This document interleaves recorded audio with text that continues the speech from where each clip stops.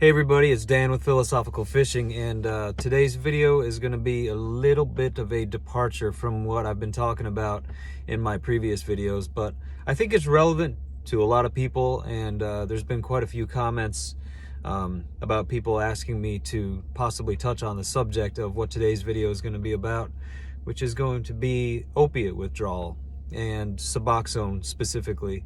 Like I said, I know this video is not going to be relevant to everybody because this channel has been primarily devoted to benzodiazepine withdrawal and the effects of benzodiazepines, but I know that there's also a lot of people who have taken benzodiazepines who have also struggled with opiates, and I'm also one of those people. I've had problems with opiates in the past, and am thankful today that I've been clean and sober off of opiates for the past almost 7 years. November 1st of this year, 2022, I will be sober off of everything for 7 years, and so I'm very grateful for that.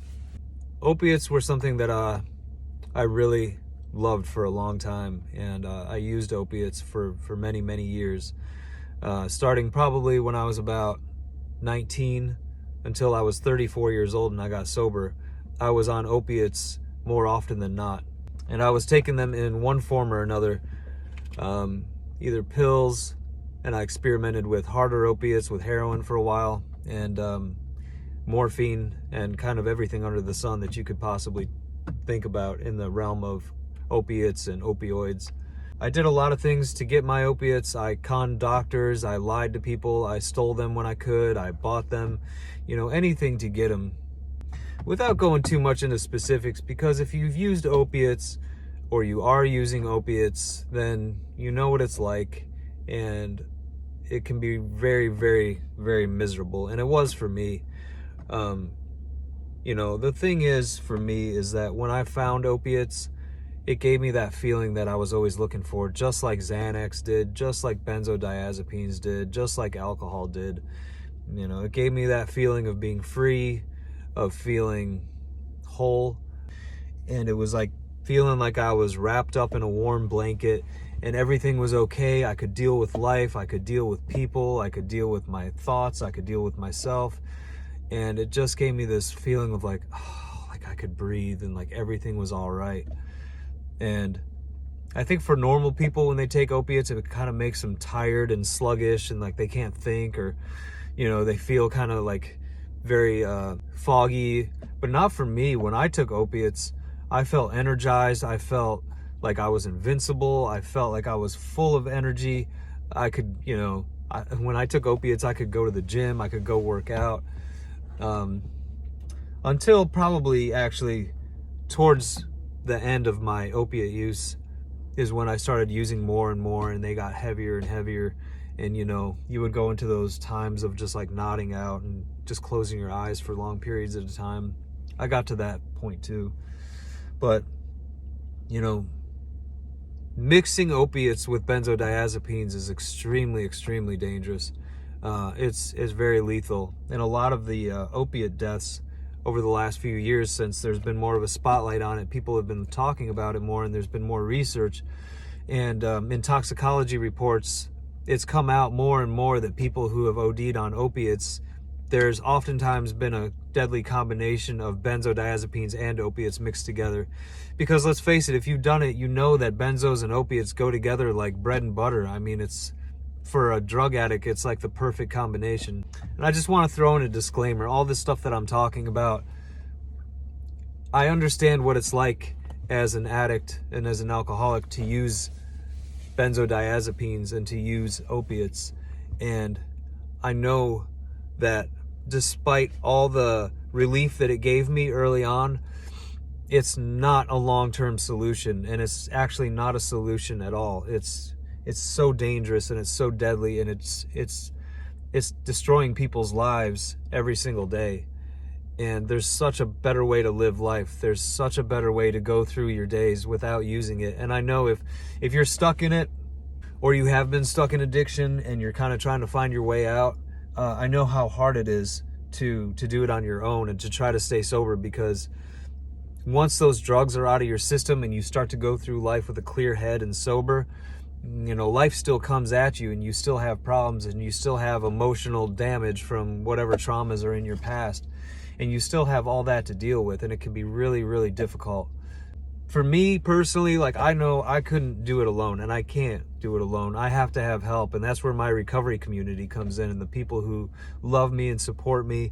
And I get to do the same thing for other people who are trying to get sober. I get to try to reach out to them and connect and try to help them through the early phases of recovery and through all stages of recovery, because life just keeps on happening and we can keep evolving and we can keep getting better, and that's where we need each other. For me personally, some people can just quit drugs and they're good and they go on their merry way, but that's not my story. That's not me at all. So like I said, I started using benzodiazepines and a combination of benzos and opiates when I was about 19. The first experience that I had, I think, was pills, probably some hydrocodone or Vicodin or something like that.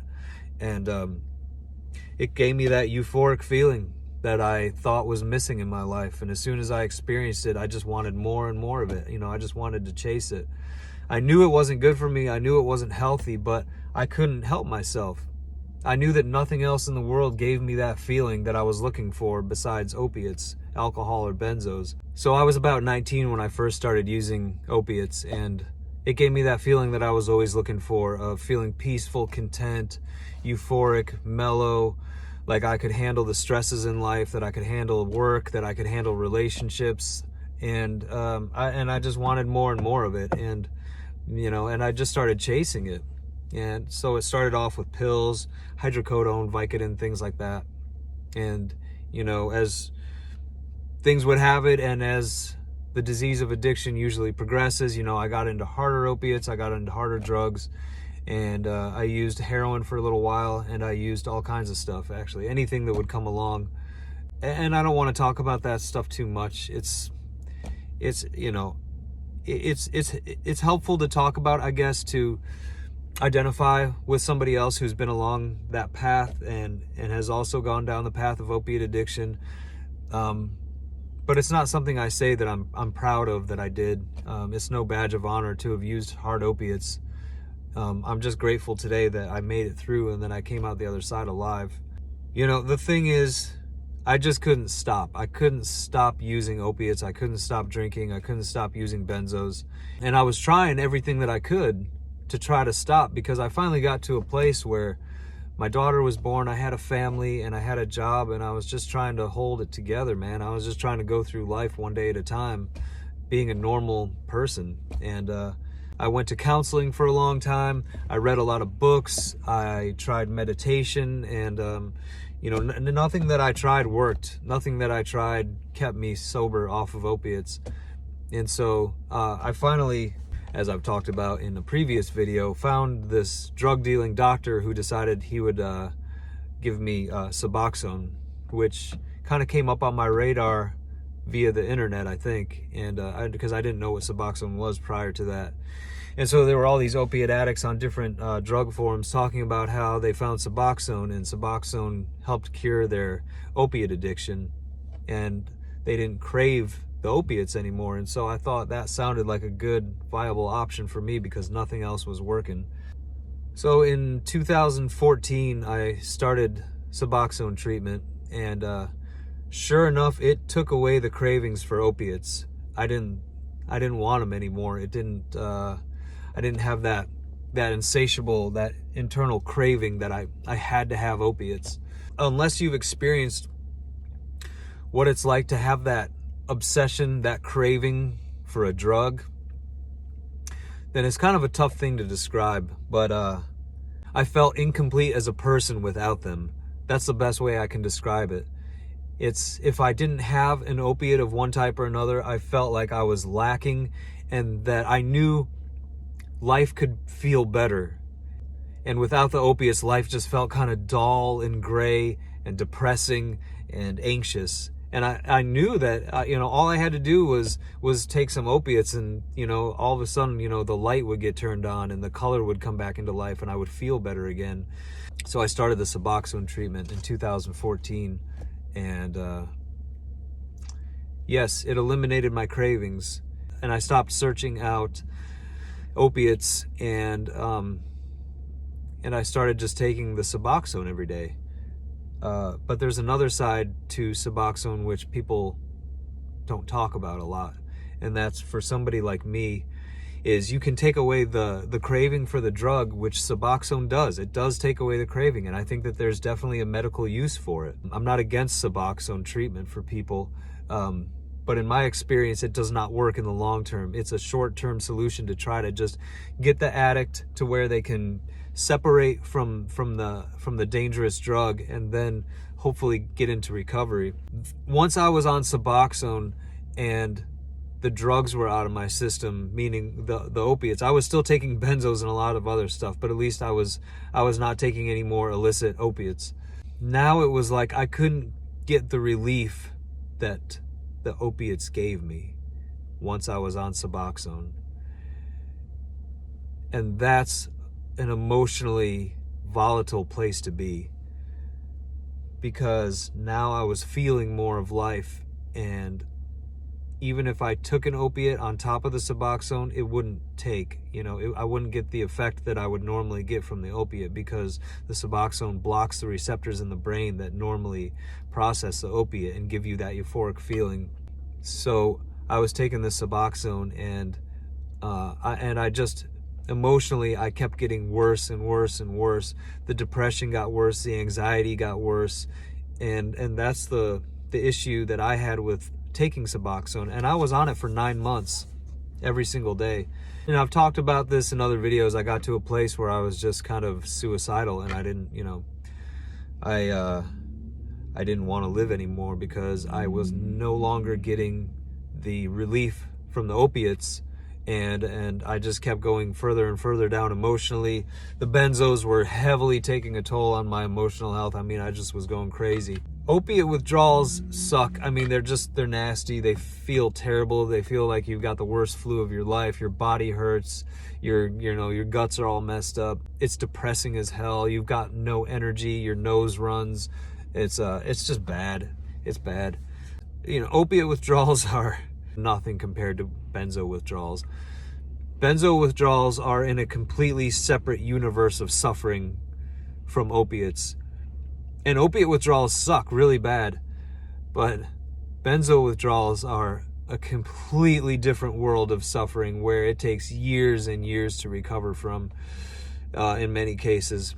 Opiate withdrawals, typically, I think within 3 to 5 days, I started to feel better.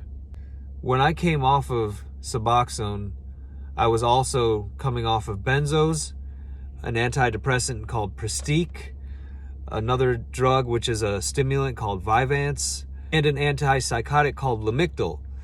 So I came off of all those drugs simultaneously in a treatment center, and I do not recommend doing that. And none of this is intended as medical advice. I'm not a medical doctor, and I cannot give medical advice.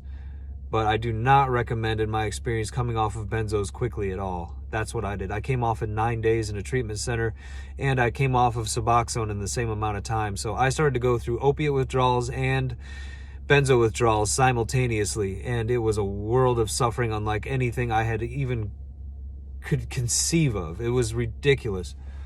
As far as the withdrawals from suboxone went, it was so eclipsed and overshadowed by the benzo withdrawal, I don't even remember. It was just like going through another opiate withdrawal. It was bad. It was certainly bad. I had all the flu symptoms that I would typically have coming off of opiates, but the benzo withdrawal completely overshadowed it, because the level of suffering that the benzo withdrawal brought in was just so much heavier than the opiates. The opiate withdrawal couldn't hold a candle to the benzo withdrawal.